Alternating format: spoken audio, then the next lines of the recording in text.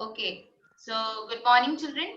So we are doing your chapter number 6, conservation of biodiversity. So in that, in the last class, we discussed a very important cause for the loss of biodiversity. Right? It was deforestation because of cutting down of trees. The diversity is lost. So we saw why the deforestation is occurring. So because of the increase in the population, the demand has increased. And with the increase in the demand, the cutting down of wood has increased. Now, if the deforestation is occurring, then what would be the consequences? Means if we are left with very less number of trees, then what will happen? That all also we saw, right, children? So now we are going to, so today we are going to do the next topic, and that is recycling of paper, right? So here you can see some pictures, and in this pictures you can see that the papers, the waste papers have been collected and they are under a process, right? So the process, this is the process in which the papers, they are converted into new, right? So recycling is the process of converting the waste paper into new paper products. So your definition for recycling is when you are converting the waste paper into new paper product. That is your paper recycling. Now, a single paper can be recycled from 5 to 6 times. Right? For 5 to 6 times, it can be recycled. Right? So, if we recycle paper, then what would happen? How would it help? So how would it help? It will save our energy. It will save the water that is needed for the manufacturing of paper.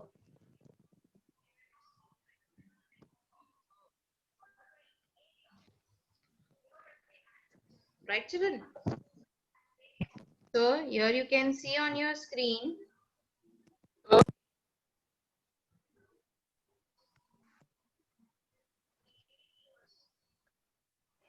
Right?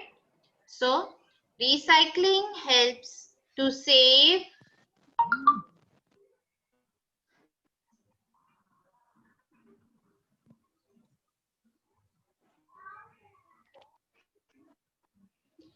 energy, water, which is required for manufacturing of paper. And moreover, when we are manufacturing, when the paper is manufactured in big industries, at that time the chemicals which are very harmful, they are also used. So if we recycle paper, then that use of harmful chemicals will also be reduced. So if we do recycling of the paper, we are having many advantages. First thing, it will save energy. Second thing, we will not require to cut down the wood. We will not require to cut down the trees because same paper is recycled. Again, paper is formed. We can write on the same paper, right? We can save water because during the production of paper, water is also used a lot. And last, the chemicals are used for production in making of paper. So that use of harmful chemicals will also be reduced by recycling paper. Now, as a student, what can we do to save the paper? Right. So what we should do, as you can see on the over here, the first point, that is write on both the sides of the paper. So we should write on both the sides of the paper. Second point, avoid wastage of paper, right? This is the continuous request from all the teachers you get when during your class, right? Next is recycle paper. So whatever is your waste paper, whatever are your last year's books, notebooks, please do not burn them. Please do not dispose them here and there. Give it for recycling. That is the Raddiwala who comes and collects the paper from your house. Please give it to that person. From there, the paper is going to go for recycling. So recycling, by recycling of paper, that would be a greatest help from us to our environment, to protect our environment, to maintain the diversity of the environment, right? Because recycling will help to reduce the cutting down of trees, right, children? Let's go to the next. Reforestation. Forestation is growing trees, big trees, very large number of trees. And re means you are going to plant. So planting of new trees, right, children? So reforestation is what? That when you are planting new trees, right?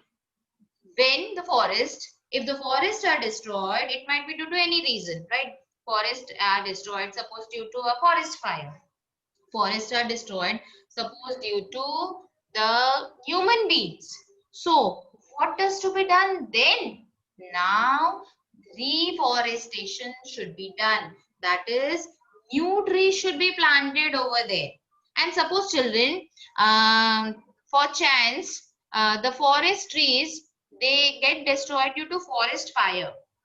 So what will happen there, if you leave that place, if you leave the forest area undisturbed, if no human interferes there, then naturally only the trees will grow there again. So natural reforestation will take place in that forest area. Right, children? So let's see, what do you mean by reforestation? So the first line gives you the definition for reforestation. That is planting of new trees where forests have been destroyed is called reforestation. Planting of new trees. So new trees you are planting. It may be by you or it may be naturally, right? Where the forests have been destroyed. That is your reforestation, right? Now, government also should think about it, right? Because all the living natural resources and non-living natural resources, they are all interdependent. We are dependent on plants. And if we are going to go on cutting, if we are going to go on destroying the resources, then that would be a big danger to us also. So, Indian government has given the 2 acts for conservation of forest, for protecting of forest. The first act is Forest Conservation Act 1980. Forest Conservation Act is to preserve, to keep the forest safe, to keep the trees safe, right? To stop deforestation. The people are not allowed to cut down the trees in that particular area because that particular forest is rich in various species of animals and various varieties of plants. For example, there are many plants which are found nowhere, but they are found only in a particular forest. So, beta, they are very rare, right? There are many such examples: wild mango, many special jamun trees, sunflower, many different types of trees are there which are very rare and they are found only in a particular forest. So it's our duty to preserve them. It's our duty to see that those trees are not cut down, right? So for that, the Indian government has passed the Forest Conservation Act, that was in 1980. The aim was to preserve and conserve forest. The second act was for the animals. That is the Wildlife Protection Act in 1972. Wildlife Protection Act is again the same thing. That is, it protects the birds, and the animals which are found in a particular area and which are found very rarely. So we need to protect those animals. We need to protect those birds, right, which are found in a particular area. So for that, the Wildlife Protection Act has been passed by the Indian government.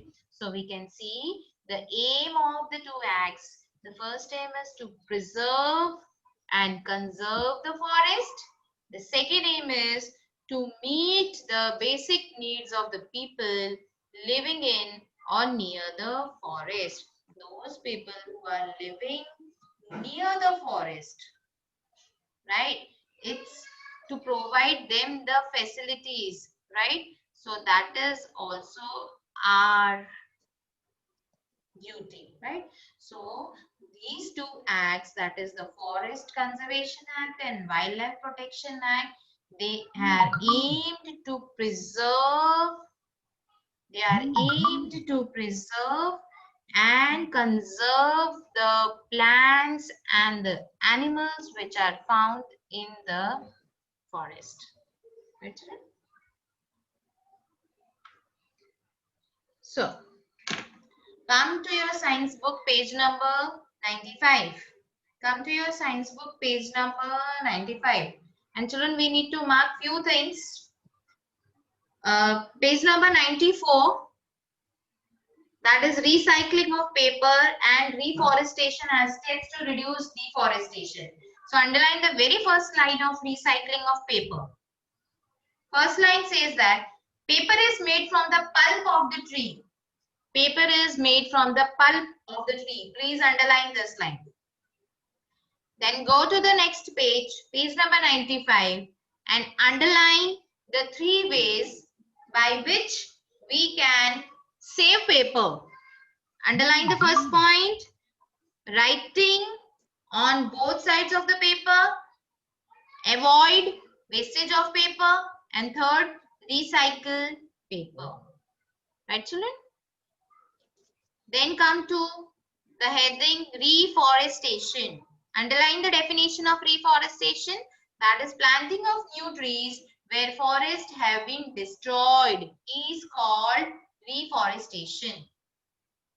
Underline the two acts, Forest Conservation Act 1980, Wildlife Protection Act 1972. Then please underline the aims of these acts. Please underline the aims of these acts. That is to preserve and conserve forest, and second is to meet the basic needs of people living in or near the forest. Right, children? Fine. Now your topic 6.6, flora and fauna. Flora is what? Flora is plants, right? The different plants which are growing in a particular area. Now here we are talking about the Pachmari Biosphere Reserve. Now Biosphere Reserve is a place, right? A Biosphere Reserve is a place which is a area, that is a particular area, that is a particular jungle area which we are preserving, which we are keeping it safe. For whom? For wild animals, for plants, right?